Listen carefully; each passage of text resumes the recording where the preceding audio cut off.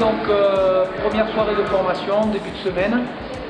Gros thème abordé, la réanimation cardio-pulmonaire avec l'usage du DSA. Point difficile pour nous, contrairement à ce qui nous avait été annoncé, il n'y a pas de mannequin pour pouvoir effectuer ce cours-là. Donc pour les initiés, je vous laisse un petit peu imaginer tous les moyens qu'on peut mettre en œuvre pour arriver à faire des cas concrets qui correspondent à peu près à la réalité. Malgré tout, les pompiers font beaucoup d'efforts. Je pense qu'ils ont à peu près compris la philosophie du défibrillateur, qui leur était totalement inconnue avant notre arrivée. Et donc, on arrive quand même à avoir, on va dire, une qualité dans la réalisation du massage cardiaque et de l'utilisation du défibrillateur qui nous laisse penser qu'à l'avenir, ils auront plus de chances de réanimer des personnes que ce qu'ils n'en avaient jusqu'à présent.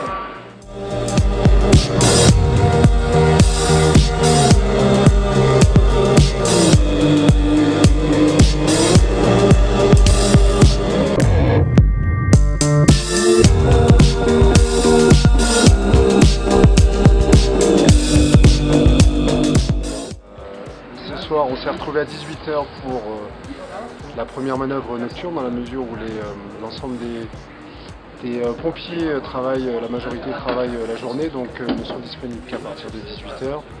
Donc là, il est 20 h à peu près. Et on a récupéré une partie des pompiers d'hier, plus des nouveaux pompiers. Donc on refait un petit peu une révision de ce que l'on a fait hier, avec une petite partie sur les nœuds, sur le passe à bloc notamment. Et actuellement derrière nous, l'étaiement du véhicule qui se trouve sur le côté, avec les différents épées qu'on va mettre à leur disposition dans le matériel qui arrive, et le passe à bloc qui permet de sécuriser toute cette partie. Ensuite, on verra, en fonction du temps qui nous reste, on verra la partie évacuation de la victime, donc sortie d'une victime qui se trouve sur le toit, avec le plan dur et les différents points de sécurité.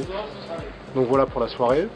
Sinon, un petit mot concernant l'intervention d'hier soir à laquelle nous avons participé. Donc un accident de circulation vers 18 h, 19 h, qui nous a amené à l'extérieur de la ville, dans les hauteurs, donc nous sommes montés à peu près 4000 mètres.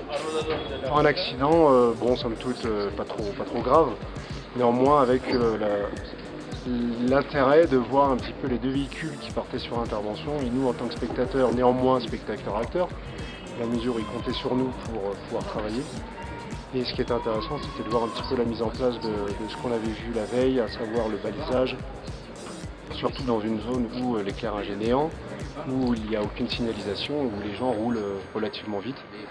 Donc intéressant. Après, l'intérêt aussi de voir la coordination avec la police, qui est quasiment néante, où chacun fait un petit peu ce qu'il veut. Et c'est un petit peu le plus fort qui prendra le dessus en fait.